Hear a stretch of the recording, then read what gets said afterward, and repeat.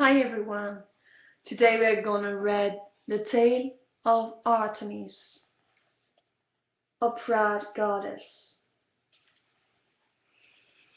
In the far distant past, on nights when Zeus had retired to rest and the full moon shone bright in the starry sky, a happy party of beautiful Nereids would wander through the woods.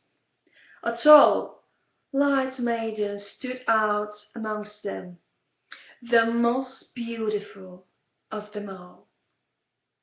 All the others obeyed her, and when the group made merry in some clearing in the woods, she always proved herself the finest singer and dancer.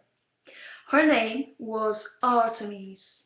She was the goddess of moonlight nights and the great queen of the forests.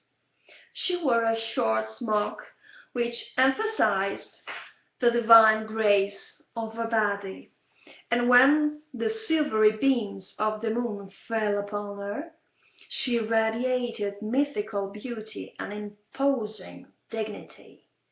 She loved hunting and often carried a gilded bow, while from her shoulder hung a golden quiver filled with arrows which shot always true. Artemis was the daughter of the mighty Zeus and of the goddess Leto. She was the twin sister of golden-haired Apollo, and in an earlier chapter we saw what sufferings Leto went through before she bore her two children. Artemis loved her mother and the other gods of Olympus. She was bold and proud, and woe betide any who slighted her or any other goddess. When, in spite of this, the two giants, Alloides, once dared to insult her, Artemis scorned their mighty strength and gave them the punishment they deserved. Artemis and Ephialtes, as they were called, were two sons of the giant Aloeus. Every year they grew 1 fathom in height and 1 cubit in width. As their size increased, so did their strength, and not only their strength but their insolence too. Mere mortals were of no consequence to them, and these they killed simply for pleasure. Finally, however, they became so bold that they even began to threaten the god of Olympus.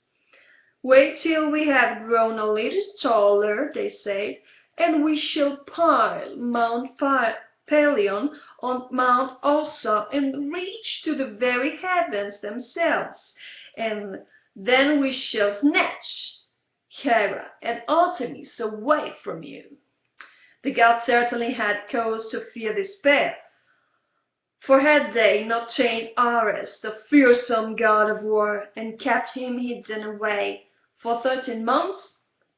What troubled the god even more was that these two giants had been born virtually immortal, and neither god nor man could kill them. Fate had decreed that they would die only if the one killed the other. Yet how could such an end overtake the two Alloides, whose ambitions bound them together even more firmly than the brotherly blood which flowed in their veins? Artemis, however, had laid her plans.